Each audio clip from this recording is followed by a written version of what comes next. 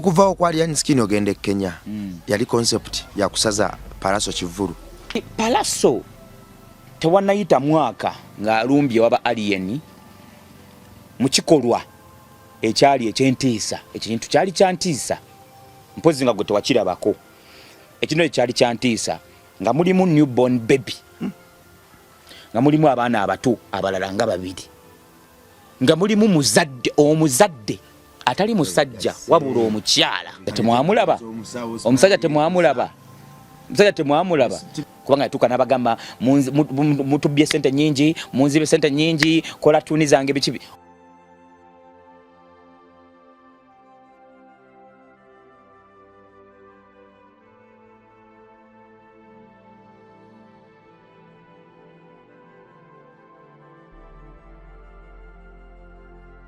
ku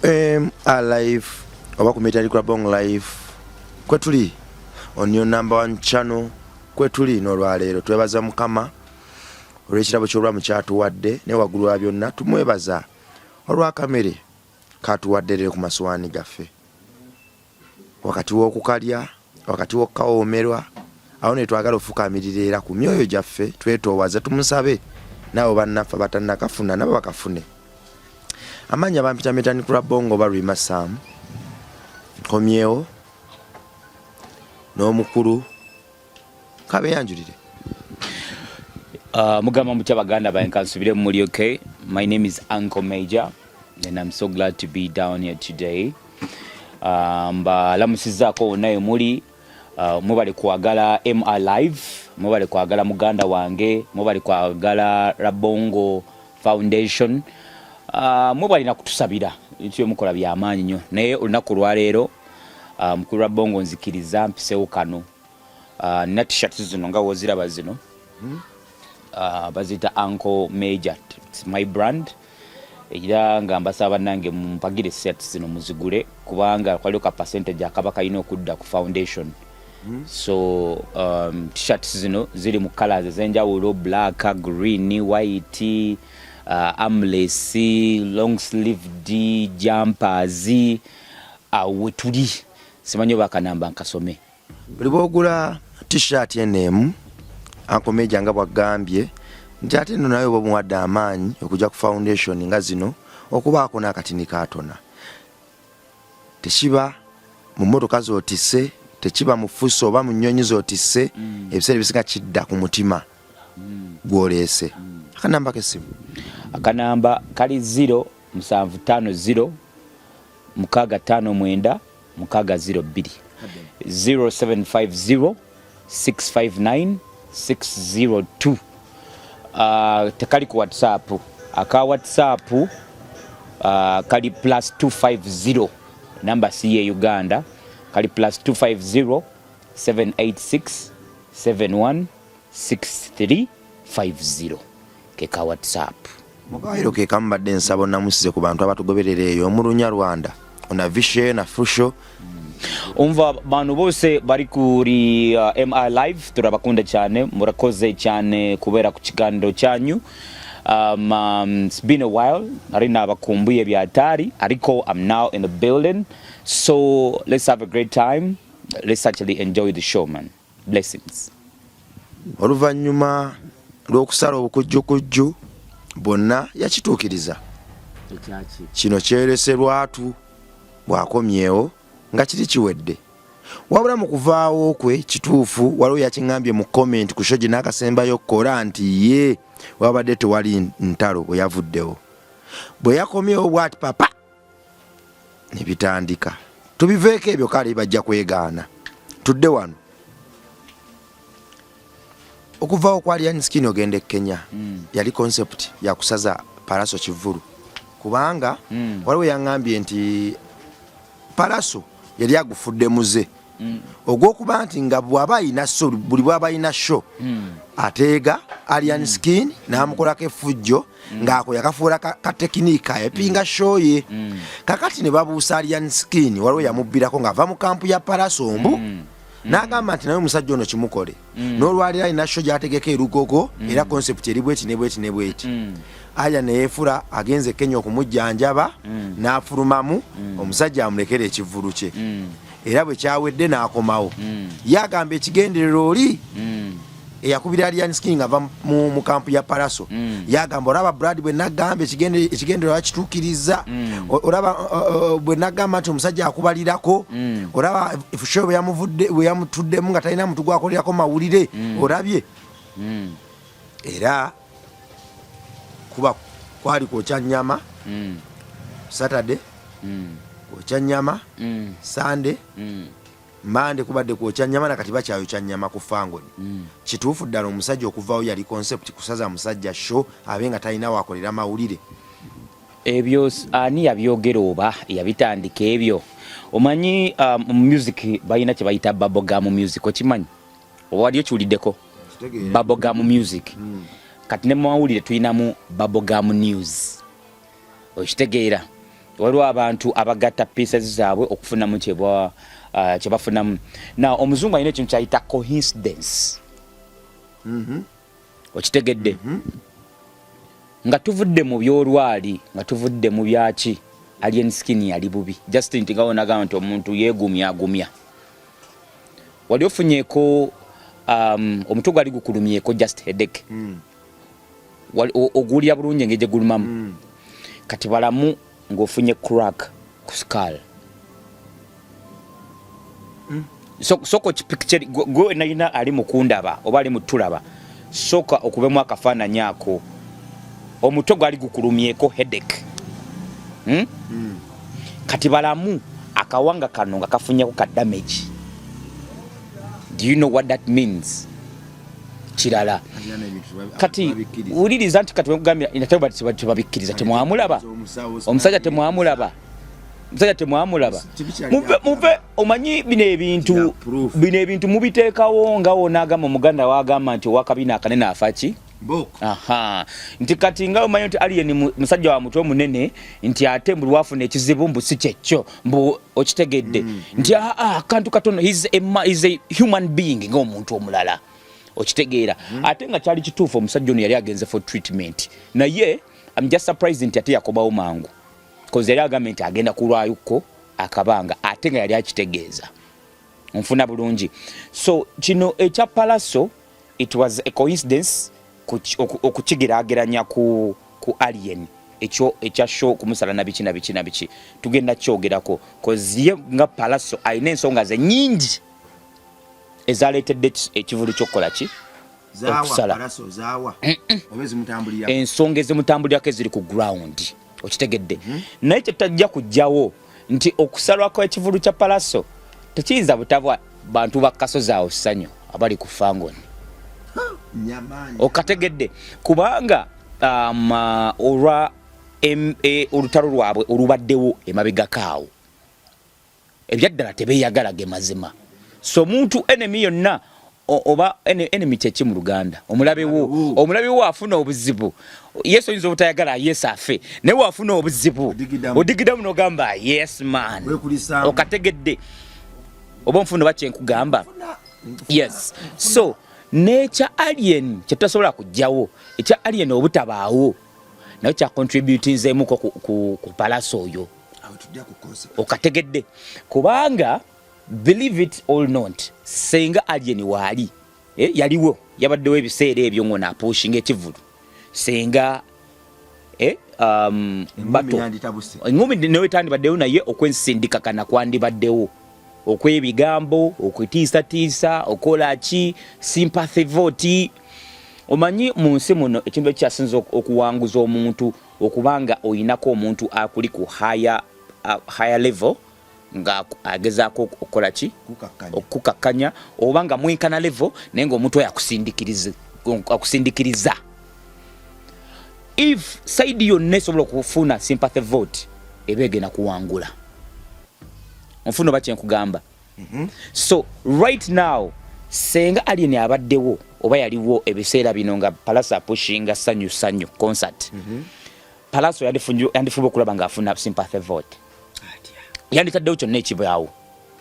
nti oba bakubye omwana wange oba bakozi biki anything can be cooked so ekyo just kyajja buzi nti kyayambako embeera naye tekyali kibale nga bwe bagamba mbusimanyanga Palaso kasatekayo ekivulu ono n'agamba kagende e Kenya. No, omusajja yali agenze for treatment nawe yatuukayo n'alabanga nakibalamu kale nga yo ng'omuntu okufuna ku mirembe okufuna mukiyita mutyanga onagamba vacation nti yagalagana akasajja kabadde kayita mu bizibu bingi ka alien kagumu kasajja kagumu nze nkubuulira bakalwanyisa left right center. So omuntu yenna oba ofunye time oba space ya vacation at least osettlinga in nogamba nti Holland era akasajja wakalabye nga kali e Kenya nga keyagala kali happy embeera yonna kiki steady. So kyekiddeyo wali nti eno yabadde just coincidence naye tekyali nti nno alien mbu yagenda mbu aleme kuvaawo kulwana na Palaso mbu Palaso she musale nedda. Nabikiriza ku bukodyo bwa alien nabikiriza kati gobadde ogamba ki gende Kenya labayo okubashaku byo buli nagitambuddeko monna Uganda akulaba gobadde oteesa otya kiwakanya nze ndowooza bwebatula mu kabira balina kye baafumba ne bagamba omusajja kimutuuzeemu kati baamubala step ahead noli bye yaŋŋambye okusinziira ku sooseeri gye nawulidde yandibanga bituufu nti kati okimanyi nti no alien skin senga alien skin ne yandibaddewo Palaso era at some point kyandimusaze. Kankubuuzeeyo abantu lwaki bagenda mu bivulu kuwagira bayimbi baabwe kuki music we babakubidde kati Palaso abadde abakubidde ki ndikuwaki gwe yatandika olutambi lwaddi waliwo classic lwali lwaddi anti waliwo kye tuyita okugamba nti nno tugenze kulaba emyaka 10 ejja Papa Misaki onfuna bulungi tugenda kulaba olugendo lwa Sofia Nantogo ku Serena Station Mayanja gyali ku Serena wano ndowooza mu wiki nga 2 mu maaso awo myaka gye concert yali sanyu oluyimba olumanyi tugende mpola nyimbira kolasi ya sanyu abantu bakulaba oli munnamawulire ate kati kyekiruyimba lubi luyiza okuba lulungi oyagala kiki aliwa ezidduka ennyo kati otegedde otati sanyu adduka gwe njagala kubuuza gweotegedde otati sanyu adduka oba tomumanyi nedda nza okwamanya oli masumanyi dduyimba lubuune omezeeko ate kati kyegeza kukugamba nti muganda wange abantu babeera bagenda okujja okulaba oba ngaoli muyimbi abantu nga bagenda okujja okulaba wabeerawo ensonga lwaki bajja okulaba onkubuulira facts bino ebintu si byaki okitegedde Palaso sanyu was not a hit song and before sanyu tewaliiwo nimba ziri awo nti ogenda gamba nti no begabega remix gyeyakola ne Chameleone ziri 2 no ze yakola ayina anti bwenkwagala nayo remix ne Chameleone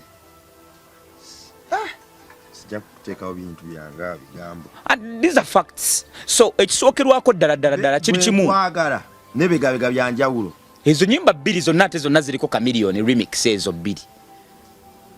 bwenkwagala gyeri nga single bega gyeri ngeri single bwenkwagala lwani Palaso zonna za Palaso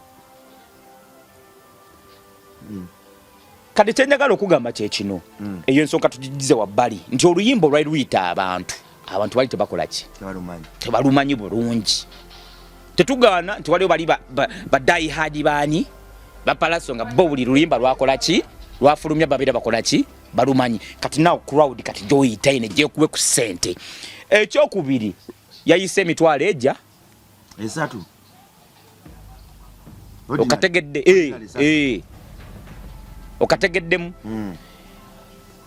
2,205 zivaalinga nnyo ku kivulu nti omuntu asobola oteekala ekivulu nga kya mitwalo 2 n'ateeka omukugumu ekitundu ogw'omukitundu n'atoopinga okitegedde omubanga mwenna mugabanya ekintu kyekimu mwina product yemu simba wakati naye njaga kumalayo naye waliwo oli okubanga product ye nnene nga go oyine wano wa mitwalo 3 ng'oli wa mitwalo 2 ate wa 2 najjuza byonna biddayo ku otuwaaki ekituleeta kubuuza The Ben yabadde wa mmeka The Ben yabadde wa si 15 ku 2 yajjuzo bate yajjuza lwaki ono weesa kyaganye njagala te kugamba okyali ku eyo waliwo omwana wamuyita Linus Tattoo simumanyi nze mukubi wa tattoo wane Uganda yabadde celebrating ndowooza birthday ye bwembanga serabidde ali wano uliriza ali wano Uganda ekivulu kyabaddeyo olunaku lwe lumu n'ekya Palaso mpuliriza bulungi kuwuliriza sebo kyabaddeyo olunaku lumu n'ekya Palaso I think ekya Bruno kyabaddeyo n'ekya The Ben bwembanga serabidde then ekya Palaso kyabaddeyo ku lunaku lwe lumu n'ekya Linus Tattoo yaleese omusajja mu South Africa wamapiano okitegedde 5 ku 10 15 2 yajjuza paka ndooza babadde bagala goba bantu ono yabadde lugogo wano cricket oval olinga ali lugogo wali eri emabega eri wowe bati baawula bizimbe nga bibiri wali kiki ekyo utaagaliza abyanjawulo eri shot yabadde yesatu sebo sene nzikugambye etandikira mweja ne baleka wane wala 5 15 2 one wala isne baleka ekiri waliwe ku balancingidde nti nno abantu obawaaki ekibaleeta sapalaso bakyambuuza ekyekintu and is not a sir bakutereeza Katikkiro yakutereeza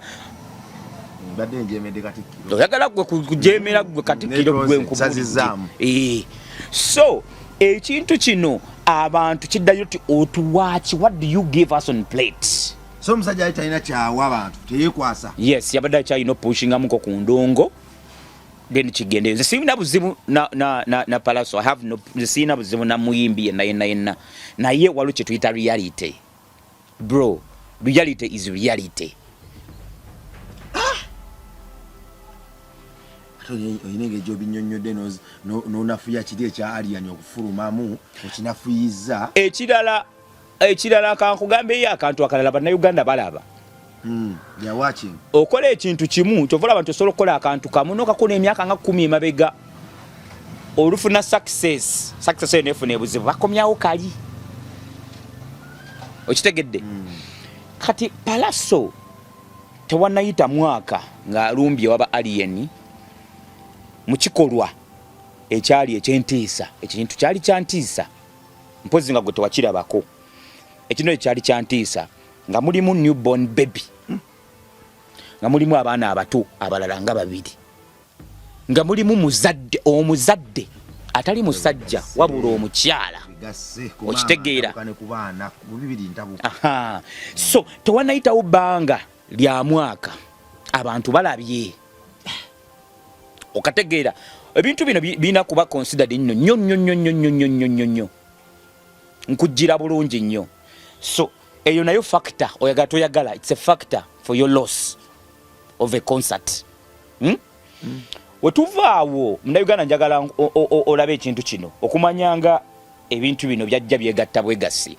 emabegakaawo before nga n'abantu bannategeera nti Palaso ayinayo event yavaayo ng'ayoma ne MTN simanyi oba wakirabako ng'agamba nti MTN munyima muti obulango natandika basindikira ki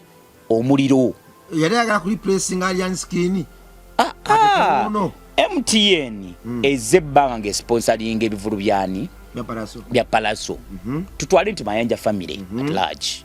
ebaddewo ng'ejja ebisponsoring ebiteekamu ssente naye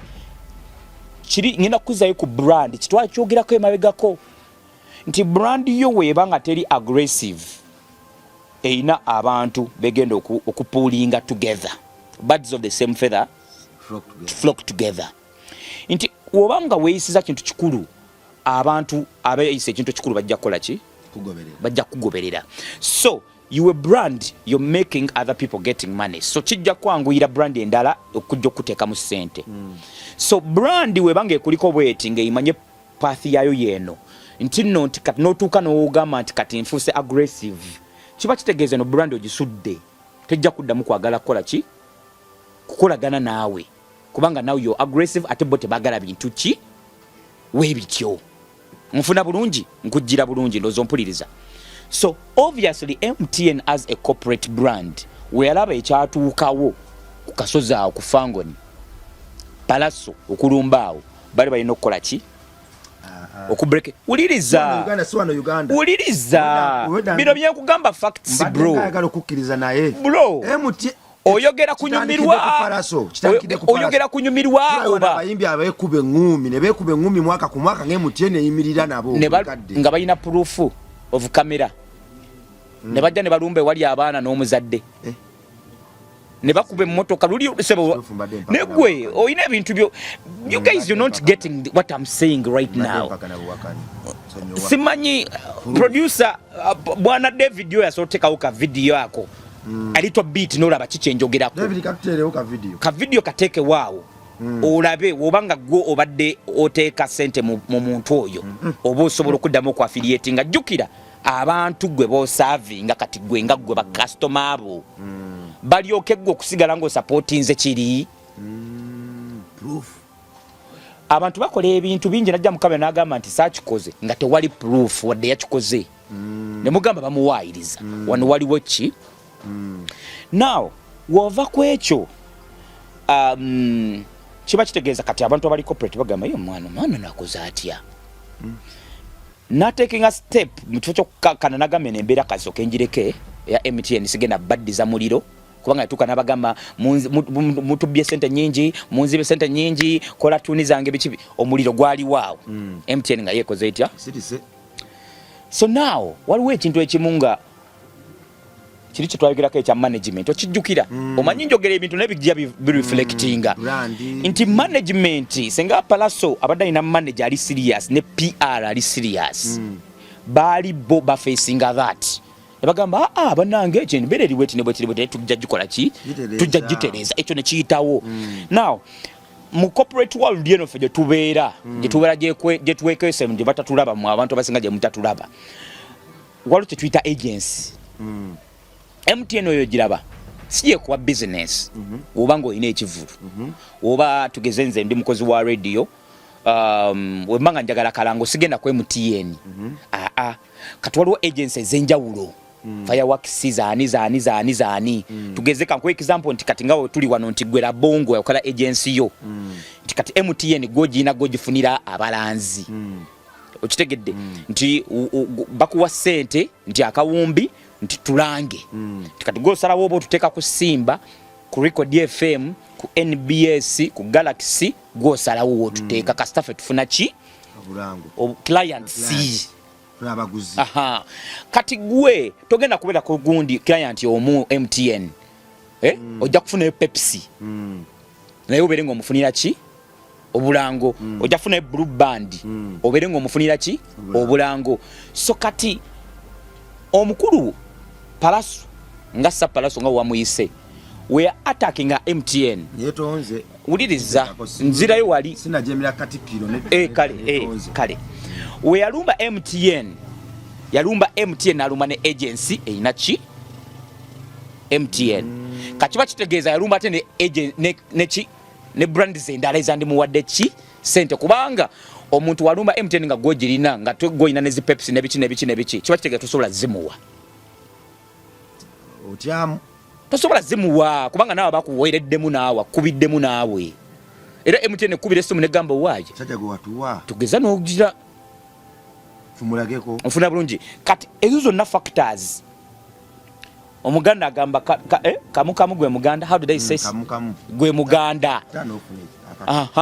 so obuntu buba butono bwe butinga bwegatta nebukola omuganda ate ne kijja nti time gye yateekamu ekivulu nga waliwo ebivulu ebirala ebitalina buzibu nkyakujjira ekintu kino abayimbi mu kitwale nga kiri serious toyinza kubeera buli wamu my brother gokola kino bala tukusanze tugenze mweri bala tukusanze tugenze wali tukusanze tugende wali tukulabye ebirire bikikulabye kiba kitegeeza togenda kuteekawo demand kabalinde omu South Africa gwe batalabangako gwe banyumirwa mu bbaala bali mayo gamba gwakola kino buli wamu obeerawo watugende kwa tulio kashisha tulio kachali bakiyitiriza nawe nti abayimbi bayina tendency egamba nti nno ekivulu kyaddi ekivulu tuli mu gwa kumeka gwa kutaano ekivulu kiri mu gwa munaana kati tulina okubulamu emyezi ebiri tekina kyekikyusa abantu babadde bakulaba noonabula emyezi ebiri okimanyi nti wombulako emyezi ebiri wenziramu nenkusanga mbeera ngeri yakakulaba twakoma okulabagana wali kunyama ku ludo bro demand tekawo demand Sebe Juliana namala agamba nti leero ndi ku Serena nga gitadde week ejja bajja erina okujjula oya ejjula nengeri gyolayiddemu ng'okakasa olagira ddala buladi bya ddala bino byekugamba bya ddala tewasoma economics musoma namusoma oba asoma economics oba entrepreneurship byonna kiwasoma demand ereeta ki need of that product so bino byonna byenkugamba birika neemu kana bbiri okitegedde kyekifuula ki wakogedde otya emwemu kamukamu ge muganda so kati omuganda gwa palaso gwegwo yakuŋŋaanya n'afuna omuganda emboko neevuga kyekyo owali obuzibu obuliwo okitegedde ate ng'ovudde ku palaso bambi si yekka ne Bruno K nekimugwako wali ku Freedom City kituufu kale ekya Bruno K ebiti byanjawulo bitya kuba oli si muyimbi kituufu naye ate emyoyo giri emabega w'ekivulu miralamu oli yakoze ekya bulijjo kyebakola ono n'akola bulijjo kyebatakola nti oli yalina tooko ye silogani ye neekwata ku TikTok naga for the first time kateekereyoko abantu abagoberedde silogani eno show bajje mumanyi nawe wotyo oli muyimbi yakozesezza just kiboozi ati byonyonyola tebikola sense bro yes onyonyola kasasiro bro Bruno K is an artist. Bruno K is an artist. Yes, rubbish. Omuzungu agamba rubbish. Tondo wala togeda kola ki? Leka na tukunda gatonne eguyane bwevaawo. Bro, vawo mpa microphone ze nyonyola abantu ebituufu. Goli wano oli mukuti. Gwe, katika kuwulire Bruno K muyimbi is an artist. Era bulijjo yandi yakadde teeka ekivu naye nga talina ki? Talina busobozi. Talina huku. Yes. Kati huku nejja. Agikozesa. Eya Dan Flavor gye yafunye ku Lydia Jasmine n'akayimba yakafulumizza. Bakayita Jasmine. Ba Lydia, oba bakayita Lydia, oba bakayita Jasmine. Yakafulumizza. Nawe. Obadde ki? Sinakalabako. Tuddeyo ku mulamwa enebera huku. Which is okay. Ne problem eyaliwo ate ku Bruno K. Yali ayina okuguma akola akabadika alien ke yakola nga bamukubye oluyi. Yali talina kupapa. Yali alina opapirawo. Kubanga amasanyalaze gaaliwo. Kati alina okubuti capital. Yali alina okujjirira bwawo ddi and then nti week ejja bannange tuli ku Freedom City. Tuli ku Freedom City. Nga amasanyalaze gakyakola ki? Gakyaliwo. Now yeyokka obuzibu bwajja yalinda okitegedde yalinda kubanga okumanyanga kya mukolera mukko nti abantu abasinga bamuwa ssente nga bava Bulaaya okitegedde omanyi banna Uganda bano baagala nnyo ebitambula ate wane Uganda buli kumaca gosobola okubanga gwoliko olunaku lwaleero kumaca 12 nga toliiko nga tulina kategulire eribiwe litokota nga toyina kyotugamba gwe wakubye ggulo olwo naye naatuvuga ennaku ze 2 aba akyalowooza nti naasobola omulala n'akola ki n'alireeta ery'amaanyi eriyimiridde onfuna bulungi so kati bwana Bruno muganda waffe kyali waffe bwana waffe kyali waffe n'oluswayiri olumanyi tugende mu maaso kati bwana Bruno K yali alina okukozesa advantage eyo nti bannayuganda kati mbalina weekend kanteekeyo nagiwanika bana gwe baagala ewali ekitokota anazo kwa ina capital ate yategeka okategedde nga we yafuna doni ono simanya doni simanyanga biki doni yatega ki yali ayina okumufatira wo doni ono akole ki so tuve wao echa de beni okuba n'abooga omusawo South Africa wa mapiano okuba n'abooga ekitufu kyali nti ya si kyakasente si kyambeera ya budde waka kikyotuwa kikyotuteredde ku mmeeza kyekyo so ebintu ebyo byali birina okutunulwamu ku bayimbi bonna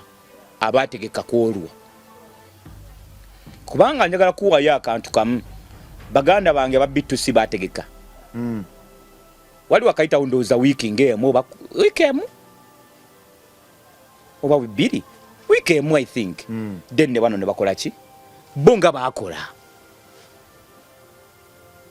bitusi 10 years so ne taito yo ate nga tebayinawo oluyimba lukuba taito yakola wali kyennakunnyonnyodde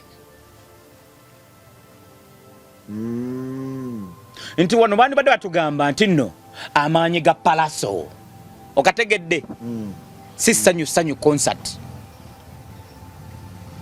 amaanyi ga palaso wali abe mukibi n'ajubisa mu manyanyi nenge jakubamu obulango obwana bukunkunku obwana bisiba biki namba 1 kanyama waffe okitegedde concept eyo nereeta abantu nga badidde ku concept eyo so taito kaputi yatte ekivu kanemu kamu geki bye muganda abantu bajukiza ogula t-shirt zino weziri bannange Uncle Major weziri osobola okujja ku Facebook yange eri Uncle Major nga era woliraba wano weriti Uncle Major ANKO MEIJOR Uncle Major osobola okunfuna Facebook Instagram TikTok X siriko X gunizange bakaziba bbiri so nagiwumulamu gitwandise Twitter siriko enamba eri 0750 659 602 ye namba yaffe gyosobola okubanga onkonako ku WhatsApp kikola nnyo ompeereza ka message yako enamba eri +250 namba ye Rwanda Kigali 250 786 71 6350 mujja kuba munfuna bulungi nange nja kuba mbafunira ddala bulungi nnyo ekintu kiberenga kitambulira ddala malidadi sana okusinziira ku Meja byatunyonnyodde ye natulagiddewo nti kamu gwe muganda bw'ogenda mu maaso ng'okuŋŋaanya obigatta bikolera ddala ekiswa obuyisayisa obwe tweyisaamu nga tutambula gye tutambulidde ebiseera ebisingayo bwekuŋŋaanya bukolera ddala omuziziko mbulamu oli muyimbi celebrity oli w'amaanyi kiki ekikulobera okuorganizinga brand yo mu ngeri ekuweesa ekitiibwa ebiseera ebisinga organization za brands zaffe zituttira akasente kaffe bwekwata obubi akasente kandifa naye ng'ate time yonna oba ogiina okusula mu mabaala Monday to Monday kyokka ng'ate show gy'ogenda oteeka wiiki ejja egenda giteeka mu bbaala kakati baali bana abo badde onywa nabo bbiya n'abalala badde bakulabira ku cupa ya bbiya banasikirizibwa batya okujja okukulaba bayimbi bannange bino tubitereezeemu nekirala nake njagala okujjukiza waliwo omuyimbi wange bamuyita Amos Lovins anyumirwa nnyo sheno kyano yo si sheno yokka anyumirwa nnyo kyano yo anyumirwa nnyo kyano yo yatandika giraba nga kwendi n'agenda n'atandika okubikula gunzozengo okola nagamba omusajja ono ng'alina omutima omulungi omwana oyo naye mumunonyeko bwana Amos Lovins alina akayimba bakayita Nyabula kakabi naye gwe ogayo ayimba ayimba ku bayimbi kwali essaawa eno kubanga nezi countdown yatandise dda naku zino nali mulaba ne Shakira oyo naye sijja tujja bigenda ngambe buno bubaka bwange jalaga watangaavu nange kusitasize nembako ne byenamula byakola nempiranga enviiri sikyaziina ku mutwe naye mugambe jalaga watangaavu Lugogo nga tushina bawagizi. Tukeruko. Bagendera mu ngeri gye. Oyo mwana nambe musobotayo. Lugogo agenda jibbo mwana oyo. Amos Robin zembo Lugogo eyo. Anti kati yangamba yagala kukola shows ezo 3 mu weekend ye mu Kampala. Nti Lugogo Friday, Africana lwaku mukaaga, Freedom City Sunday. Jamuulira atasobola wa music amwina eddoboozi alina management agina ndoza n'obuganzi that guy is favored ali favored ya kulwana n'ensi yange mweraba